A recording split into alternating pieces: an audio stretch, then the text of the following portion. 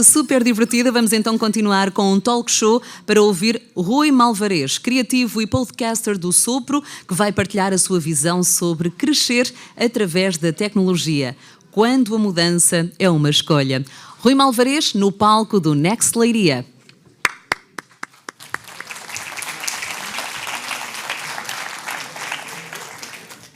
Muito boa tarde a todos. Antes de mais, obrigado por estarem aqui. Eu gostava de celebrar o que está a acontecer aqui hoje com uma salva de palmas para a organização, porque isto não acontece todos os dias desta forma tão profissional. Parabéns a todos. Tá? Trabalhei muitos anos em marketing, trabalhei em grande consumo, trabalhei em experiências, trabalhei em trade, trabalhei em várias áreas e sempre vivi com aquele... Aliás, eu acho que sou especialista numa coisa, eu sou especialista em frustração, porque não houve uma única altura da minha vida profissional que eu não tivesse frustrado. Eu entrava nas empresas, estava 1, 2 anos e depois sentia muita necessidade de mudar. E não tinha muito que ver com as empresas, não tinha que ver com o ramo de negócio, com o core business, com nada disso. Tinha que ver com qualquer coisa interior que eu não conseguia explicar bem porquê. E depois de trabalhar muitos anos em marketing e em publicidade, fiz um exercício, não sei se diz alguma coisa a todos vós, mas fiz aquele exercício de perceber o que é que quando era criança ou adolescente me fazia sentir vivo. Porque muitas vezes, com todas as barreiras sociais, com os filtros sociais, com as ideias pré-concebidas sobre aquilo que nós devemos ser, eu acho que nós acabamos de nos esquecer muito sobre aquilo que nos fazia mesmo felizes numa altura de inocência, que era a altura da infância e da adolescência. E eu descobri, com o tempo, que de facto o que eu gostava era de narrativa. Gostava muito de ver filmes, gostava de ler, gostava de escrever.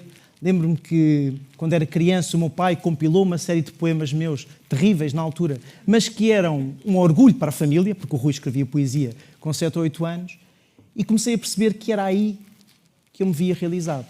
Então, em 2016, fiz o passo mais maluco da minha vida, depois de uma...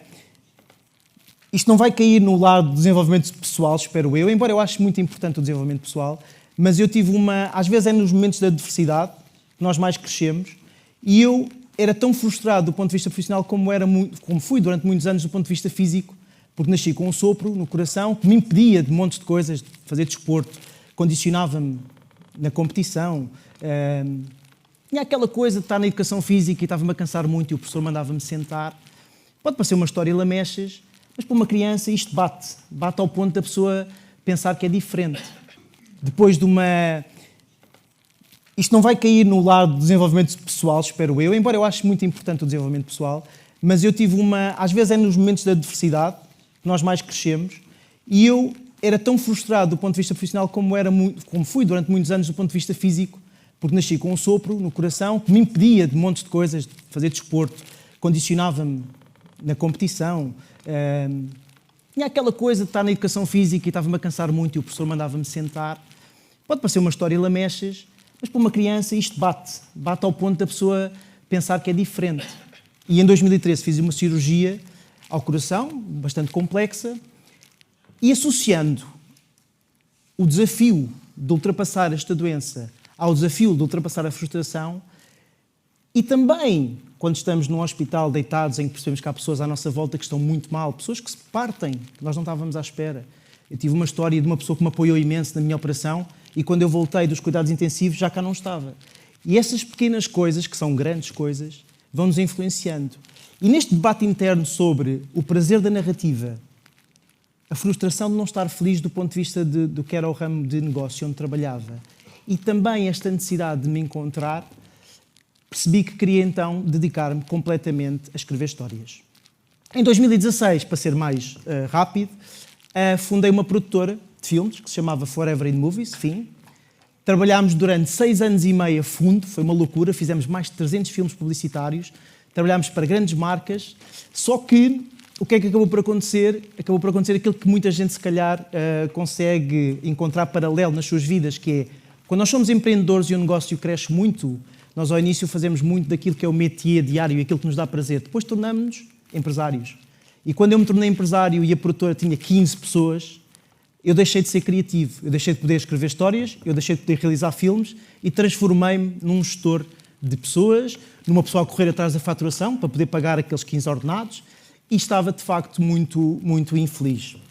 E então tentei, de certa forma, ganhar alguma coisa com a produtora e consegui vender a minha produtora, e foi aí que, em 2022, 6 anos e meio depois de lançar a produtora, fiz uma grande mudança na minha vida. Decidi que me ia dedicar completamente à criatividade, completamente à narrativa, completamente à escrita. Então, o grande desafio, e era o que me fazia bem, e é uma motivação hedonista, e nós podemos tê-la todos, ok? Eu queria criar em nome próprio. Eu não queria falar em nome da McDonald's, da Coca-Cola ou de outra marca. Eu queria criar em nome próprio. É um desafio mais autoral, é super difícil monetizar, mas era o que eu queria fazer. E se calhar durante muitos anos deixei-me condicionar por tudo aquilo que nós sabemos que muitas vezes a sociedade nos condiciona. E para isso foi preciso uma grande dose de confiança. E eu aqui, para não transformar isto numa coisa completamente autobiográfica, eu vou-vos dizer o que é que eu aprendi, porque no fundo só vos vou mostrar experiências pessoais, do ponto de vista daquilo que é ser-se criativo hoje em dia. E desmistificar uma ideia errada, a meu ver, lá está, como eu vos disse, não sou nenhum professor de nada, que há pessoas mais e menos criativas. Eu acho que há quadros de criatividade diferentes, há interesses diferentes e depois há um conjunto de situações que têm a ver com o nosso processo de socialização, educação e etc., que nos bloqueiam. O primeiro ponto para ser criativo é confiar-se que se é criativo. Portanto, se nós acreditarmos, nós podemos fazer coisas muito mais espetaculares do que aquelas que fazemos, se calhar, hoje em dia. Vou-vos dar um exemplo. Uma das campanhas que ganhou o maior prémio, se calhar, do português em Cannes foi a campanha da Dove, do Hugo Veiga. O ponto para ser criativo é confiar-se que se é criativo. Portanto, se nós acreditarmos, nós podemos fazer coisas muito mais espetaculares do que aquelas que fazemos, se calhar, hoje em dia. Vou-vos dar um exemplo. Uma das campanhas que ganhou o maior prémio, se calhar, do português em Cannes foi a campanha da Dove, do Hugo Veiga, que foi meu colega, uma pessoa extraordinária, e a campanha era simplesmente isso, mostrar que as mulheres descrevem-se mais ou menos bonitas do que aquilo que são. Nós também nos descrevemos menos criativos do que aquilo que somos. Porque temos muito aquela necessidade de eu não vou parecer presunçoso, não quero ser convencido, não quero ser aquilo. E, no fundo, se nós acreditarmos em nós, é o primeiro passo para sermos criativos. Em segundo, é a curiosidade. Eu tenho uma coisa com a curiosidade que é... Eu dei aulas durante 6 anos na faculdade e os meus alunos, quando eu tinha um trabalho de pesquisa, diziam-me sempre: professor, mas diga-me já quais são os livros onde temos que ir pesquisar. Ou quais são os sites onde temos que ir procurar. E eu dizia: não, essa busca tem que ser vossa. Vocês vão ler artigos, vão perceber e depois vão tirar o sumo. E uma das coisas que eu dizia sempre é que tudo aquilo que nós procuramos, mesmo que não seja, no fundo, o sumo que vamos utilizar, há de ser sumo para outra coisa. Só precisa de ser cozinhado de outra forma, noutra altura da nossa vida. Eu que fiz estas mudanças de vida constantes, do ponto de vista profissional, percebi que montes de coisas que eu não tinha dado importância ao longo da minha vida noutras áreas, vieram a ser importantes no futuro. Portanto, a curiosidade não tem que ser só filtrada e segmentada em função daquilo que procuramos no momento. A curiosidade é arcabouço, é informação. E a informação traz mais competências criativas. Prática, obviamente todos sabem isto, quanto mais fazemos uma coisa, melhor fazemos. Portanto, não é em vão. Quando se diz 90% de esforço, 10% de talento, eu não sei qual é que é a métrica certa, não sei quais são as percentagens certas. A única coisa que eu sei é que quanto mais escrevo, melhor escrevo. Eu fiz um espetáculo, que já vou falar, no Vilaré, o ano passado, e posso dizer que o primeiro espetáculo foi desastroso. O último espetáculo foi muito bom, a meu ver. Desastroso no sentido de, se calhar, estou a autopenalizar muito, porque nós temos essa necessidade, mas, de facto, não tinha a prática que tinha no último, e foram 4 ou 5 espetáculos seguidos que eu fiz. Coragem. Outra coisa bastante importante nós temos de ter, a coragem de arriscar. Eu arrisquei muito, vou-vos dizer, tinha muita dificuldade em arriscar, há um condicionamento à nossa volta, temos questões financeiras, temos responsabilidades. Portanto, não vamos entrar na utopia de que toda a gente pode largar o que tem e fazer uma coisa, ou fazer a coisa que é o seu sonho de vida. Pode-se tentar caminhar para lá, mas não vamos cair nessa utopia. Eu tive essa oportunidade, e sou honesto quando o digo, porque eu vendi uma empresa que me permitiu, se calhar, ter um arcabouço financeiro durante 1, 2, 3 anos, que me deu espaço para arriscar. Mas a coragem também traz, e o risco, também trazem outras coisas, outros dissabores. Posso-vos dizer, a primeira empresa que eu abri faliu. E foi a maior lição de vida, sei lá, que tive. Antes da produtora já tinha aberto uma empresa. Tive coragem para abri-la, mas também tive coragem para voltar a abrir. A nossa cultura penaliza muito o erro, não é? Nós estamos sempre à espera que o outro falhe. Ou vamos apontar o dedo, sim, ele tentou, porque, no fundo, às vezes estamos frustrados porque também não tentámos. Mas a realidade é essa, é que nos Estados Unidos permeia-se o falhanço. Nos Estados Unidos permeia-se o erro. Nós temos que começar a olhar para o erro cada vez mais como uma aprendizagem e menos como um fracasso. E por último, estes 4 pilares estão em muitos livros sobre criatividade, sobretudo no livro sobre Creativity do Seth Godin, mas falta-lhe uma coisa para mim bastante importante que ele não fala e que para mim é a base de todo o meu trabalho criativo hoje em dia e que o João Peral já falou hoje de manhã, que é a vulnerabilidade. Nós, para criarmos, para fazermos, para transformarmos criativamente, temos que ter consciência de que nós somos seres com fragilidades, somos seres que às vezes estamos em lugares menos estáveis, que não podemos ter receio do outro, mas também temos que saber respeitar o que o outro nos diz. E a colaboração, como o João dizia de manhã também, o somatório da colaboração é muito mais forte do que o resultado individual. Portanto, com base nisto tudo, e depois de muito tempo a pensar e a ponderar, com 2 filhos para cuidar, etc., decidi ouvir aqueles que melhor falam sobre criatividade, que são as pessoas que passam por Cannes. Eu já trabalhava na área.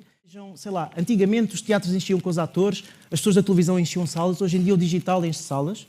O tempo está a acabar, vou avançar mais rápido. Para mim, o digital transformou-se no laboratório do analógico. Eu consigo perceber bem o que é que vai funcionar melhor ou menos bem. O digital era uma extensão das coisas que nós fazíamos do ponto de vista analógico. Para mim, hoje em dia, é um ponto de partida. Eu pergunto quem quer ir ao jantar desconhecidos. Eu testo piadas para o meu espetáculo. Enfim, uma série de coisas. Portanto, o digital é uma ferramenta que tornou-se a base e não só o complemento. O digital é o cérebro, para mim, e o analógico é o coração, porque eu gosto das interações, eu gosto das pessoas, eu gosto de estar em palco e ver as vossas caras e, portanto, tudo aquilo que eu faço pode ser estrategicamente desenvolvido no digital, mas se não tiver concretização no analógico, se eu não tiver uma criança a ler um livro meu, se eu não tiver num jantar desconhecido, se eu não tiver num palco a mudar alguma mentalidade com uma piada mais engraçada, eu não sinto que o meu trabalho esteja cumprido, falta-me a parte de emoção.